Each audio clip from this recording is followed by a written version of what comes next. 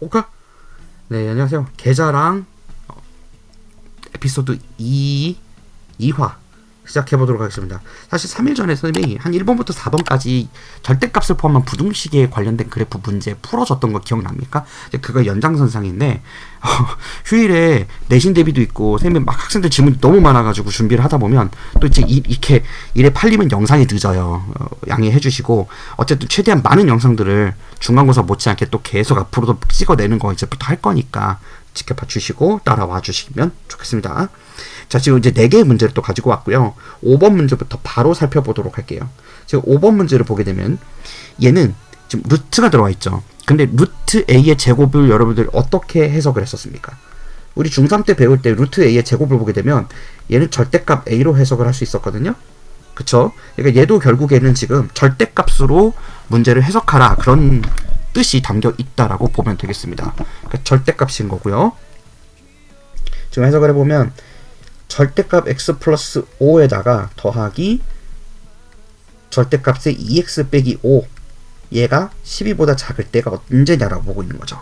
자, 어쨌든 해석기하적으로 접근하는 방법을 배우는 것이 여기서의 메인 목적이니까 그거에 맞춰서 이제 그래프를 또 그려보도록 하겠습니다. 항상 그래프를 그릴 때는 부등식 같은 경우에는 위아래를 조금 이제 여유를 좀 둬야 돼요. 값의 크기가 요동칠 수 있기 때문에. 자, 두 개의 값을 가지고요. 지금 얘는 마이너스 5일 때죠. 마이너스 5일 때 0일 수 있는 거고요. 얘는 2분의 5일 때니까 한 2.5 정도 된다라고 보면 되겠습니다. 이거 이제 값의 차이를 잘 좀 구분하는 거는 특히 지금 여기 보면 계수가 2죠. 이렇게 바뀌어 있을 때는 좀 긴장을 좀 해야 돼요. 그래프가 어떻게 될지 모르기 때문에. 자, 그래 놓고 이제 값을 좀 보도록 하겠습니다. 마이너스 5가 있고요. 여기 2.5, 즉 2분의 5가 있는 거죠. 자, 이랬을 때 지금 상황을 보아하니 마이너스 5를 대입하면 왼쪽에 있는 게 죽을 거고요. 오른쪽에다가 마이너스 5를 대입하면 얘가 마이너스 15인데 절대값이 들어가 있죠. 그래서 15까지 올라가게 됩니다. 무려. 이 구간의 2배니까 와, 15면은 대략 한 여기쯤을 찍어볼게요. 이게 정확하게 맞는 그래프가 될 수는 없을 것 같아요. 그러면 2.5를 조금 더 왼쪽으로 가져가거나 아니다. 뭐 수직선이 지워졌으니까 제대로 다시 그려볼게요. 한 요쯤 그려야 될 것 같아요. 그래서 한 여기쯤에 마이너스 5가 있다 하면 여기쯤에 그랬을 때 한 2.5가 여기쯤이겠네요. 지금. 자, 그런 상태예요. 오케이. 자, 그 다음에 2.5를 대입하게 되면 요 오른쪽에 있는 게 날아가죠. 이쪽에 대입하니까 7.5가 되거든요. 그러면은 요거 간격만큼 그대로 내려와서 여기 7.5 이렇게 찍히게 되겠습니다. 7.5 요 위치인 거예요. 자, 그렇다면 얘는 그래프가 지금 어떻게 그려지고 있는 거냐면 일단 이렇게 그려지고 있는 거죠. 그렇죠? 내려가는 그래프가 그려지고 있는 거고요. 기울기는 7.5만큼이니까 지금 y는 x. 그래서 얘는 마이너스 x만큼의 기울기를 가지고 가고 있습니다. 그러니까 x가 7.5만큼 증가할 때 y가 7.5만큼 감소하고 있기 때문에 정확하게 마이너스 1값만큼의 기울기를 가지고 있다 이 뜻이에요. 자, 그 다음에 항상 양의 기울기 쪽 방향, 그러니까 x가 큰 쪽 방향 셈이 항상 먼저 보라고 얘기를 하죠. 그래서 이 큰 쪽만 먼저 보게 되면 얘는 3x라는 걸 알 수가 있어요. 그러니까 x가 2.5보다 큰 상황에선 3x가 되는 거죠. 저거 절대값 벗기고 그냥 다 더하면 되는 거예요. 아까 마이너스 x에 비해서 그래프 기울기가 엄청나게 커지는 거를 알 수 있습니다. 점핑이 되겠네요. 그래서 그래프가 이런 식으로 올라갈 거예요. 엄청나게 많이. 자, 그 다음에 반대쪽에는 항상 쌤이 뭐라고 얘기하죠? 꺾이는 그래프가 그려지긴 할 건데 이렇게 그려질 것이다 라고 얘기하죠. 저거에 평행한 그래프가 그려져야 되니까. 왜냐면 이게 마이너스 3x거든. 그러니까 음의 방향 쪽은 x의 기울기가 음의 방향으로 기울기로 들어와야 되는 거죠. 아, 그러니까 지금 잘못 얘기했네. 미안해요. 얘가 한참 이렇게 커지는 거죠. 이렇게 승리의 V자. 그러니까 지금 이런 형태로 그려진 거예요. 보입니까? 왜냐면 둘 다 절대값이 다 플러스라서 y가 0보다 작아질 수가 없어요. x축 밑으로 내려가는 그래프는 말이 안 되거든. 헛소리를 했어요. 미안. 자, 그렇다면 오케이. 자, 다 잡았어요. 자, 이 상태에서 12보다 작으라고 했으니까 12가 어디쯤 되나요? 아까 이쪽이 15였으니까 12가 한 이쯤 되나? 그죠? 여기를 한 12 정도로 잡을 수 있지 않을까요? 그러면 여기를 12라고 잡았었을 때 이 각각의 값들을 좀 봐야 되는데, 여기 그 왼쪽에서 들어오는 요 녀석의 값이랑 요 오른쪽에서 만나는 요 교점의 값 두 개를 봐야 되는 거예요. 그래서 큰 거에 같은 경우에는 지금 바로 보니까 여기가 3x가 12가 되기 위해서는 x가 4이면 되는 거 알 수 있죠. 자, 근데 이 사이 값에 들어오는 마이너스 x 그래프 구간 같은 경우에는 좀 그래프를 좀 제대로 그려야 돼요.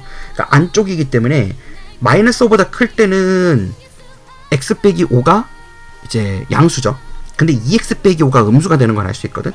그래서 이 빨간색으로 그려진 영역의 그래프는 한쪽은 절대값을 풀고 한쪽은 절대값을 뒤집어서 풀어야 되는 거죠. x 플러스 5는 뭐 마이너스 4 같은 거 너무 양수니까 그대로 나오는데 2x 빼기 5는 뒤집어져서 나와야 되는 거죠.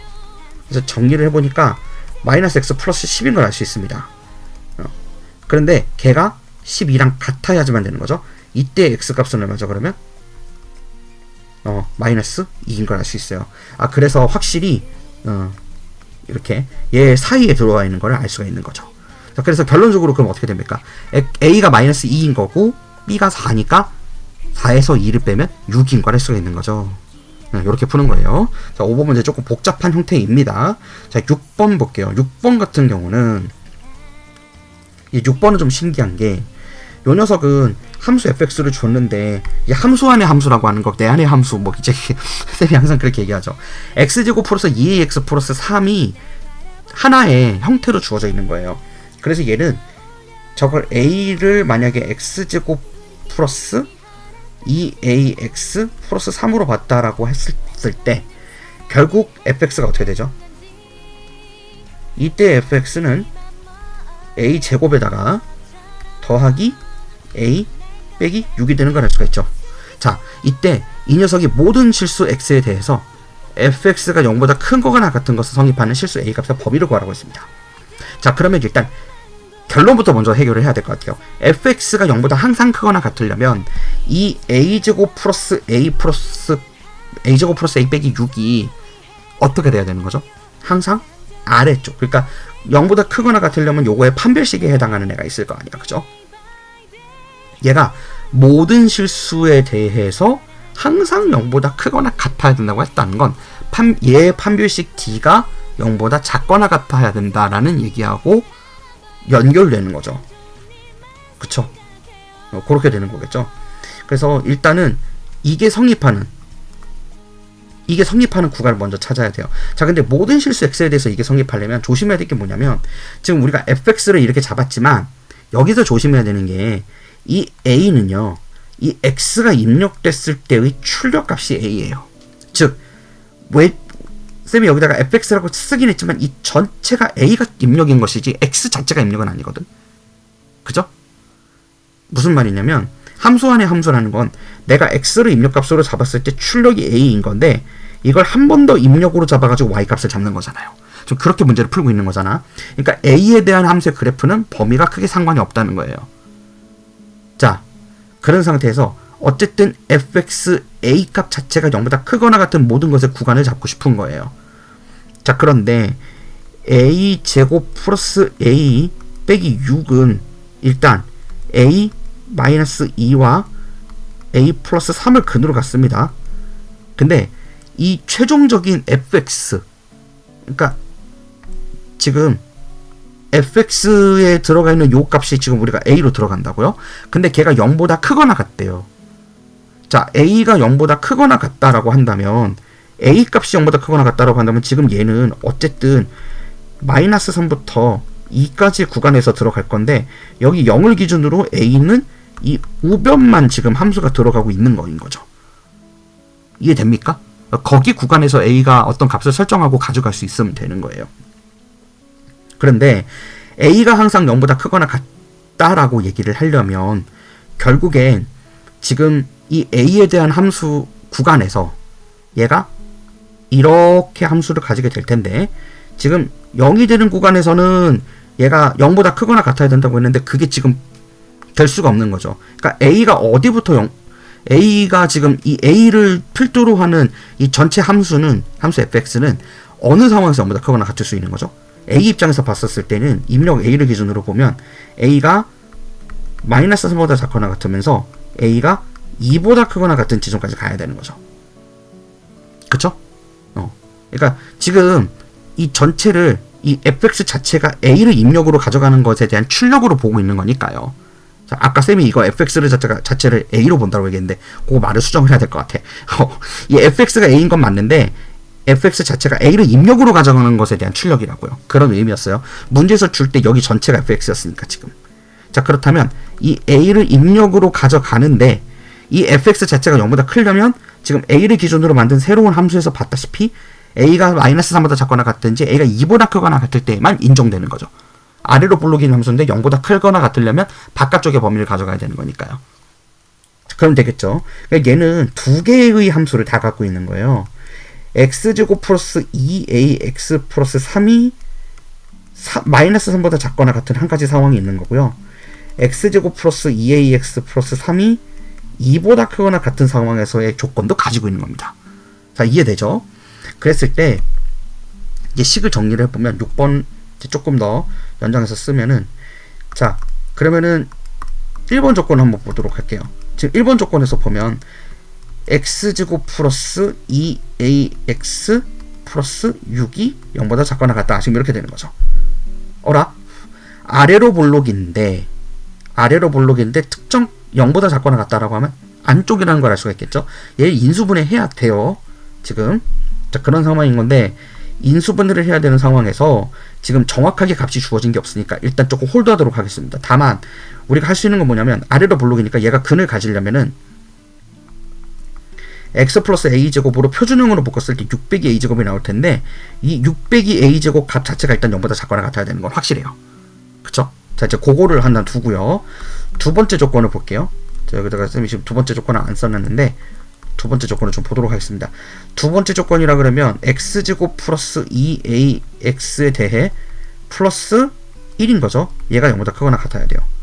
얘가 이 x의 모든 구간에서 a 값에 관계없이 만족되려면, 그러니까 아까 이거의 두 가지 조건을 다 만족하려면 얘는 여기가 0보다 크거나 같아야 되는 건 거죠.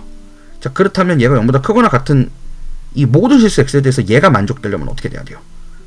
그러려면은 네, 겹치는 것까지는 되거든. 그래서 판별식 얘는 쓸 수 있어요. a제곱 빼기 1이 0보다 작거나 같다. 그래야 안 만나는 거죠. 지금 얘는 붕 떠있든지 접하든지 둘 중에 하나밖에 안 되니까 아래로 볼록이어서. 자, 그러면 그 경우로 보면은 마이너스 1부터 a가 1까지 작거나 같다. 이렇게 나오는 거예요. 자, 근데 위쪽 거식을 보게 되면은 a제곱 6 빼기 a제곱이 일단 0보다 작거나 같을 수만 있다면요, 근이 존재를 하는 거예요. 그죠? 자, 근데 a가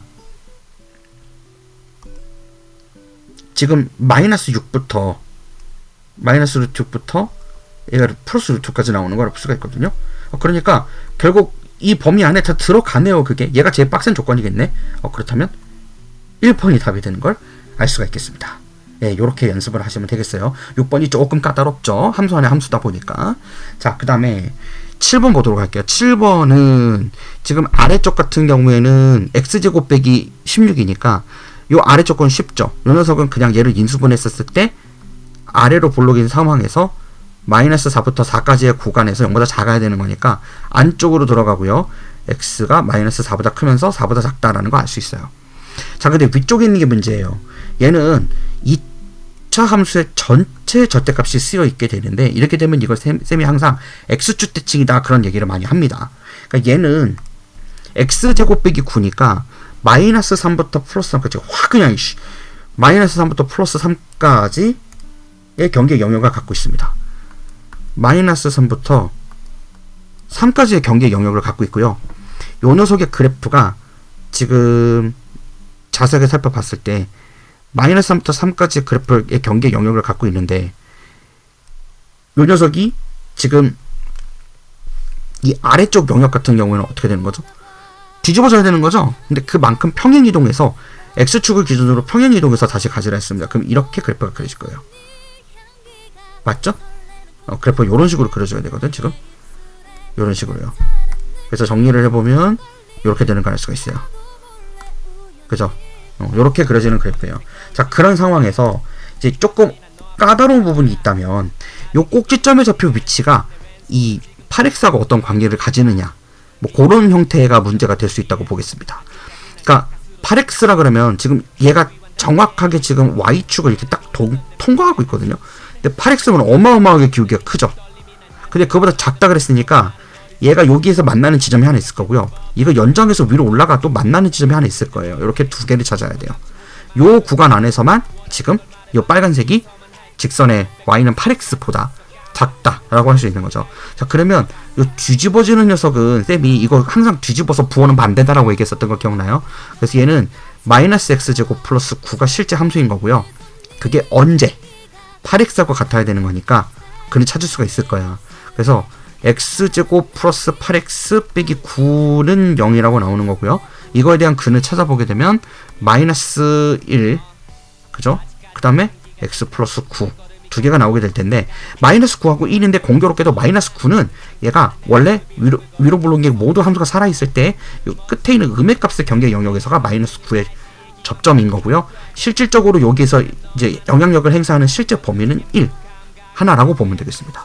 자, 그런 다음 요번에는 x제곱 빼기 9가 8x하고 같은 지점도 보면 돼요. 그래서 x제곱 마이너스 8x 빼기 9는 0으로 잡고, 요번에는 마이너스 1하고 9 요렇게 두 개로 인수분해가 되는 거 볼 수 있죠. 그러니까 근이 원래 플러스 1하고 마이너스 9인데 그럼 여기가 9가 되는 거예요. 그러니까 지금 위쪽에서는 x가 9보다 작으면서 x가 1보다 큰 범위에서만 인정을 받는 게 보이는 거죠. 근데 아래쪽은 마이너스 4부터 4까지만 됐었으니까 결국 다 종합해보면 x가 1보다는 크고 4보다는 작아야 되니까 두 개가 답이 되는 거 알 수 있습니다. 되셨겠죠? 자, 오늘 영상 조금 길어요. 마지막까지 신목 가다듬으시고. 자, 8번 문제는 이제 x제곱의 형태의 그래프가 그려지는 것들 중에서 가장 흔하지 않은 형태예요. 그러니까 이제 x의 절대값이 씌워졌는데 이걸 쌤이 흔히 y축 대칭이라고 얘기를 합니다. 그러니까 얘는 여러분들이 2차 함수 중간고사 때 들어가는 그 2차 함수 문제를 좀 제대로 풀었다라면 좀 알 수 있는데, 얘는 어쨌든 x제곱 마이너스 2x가 하나가 있고요. x제곱 플러스 2x가 하나 있는 거죠. 근데 사실 얘는 상수항이 사라져 있네요.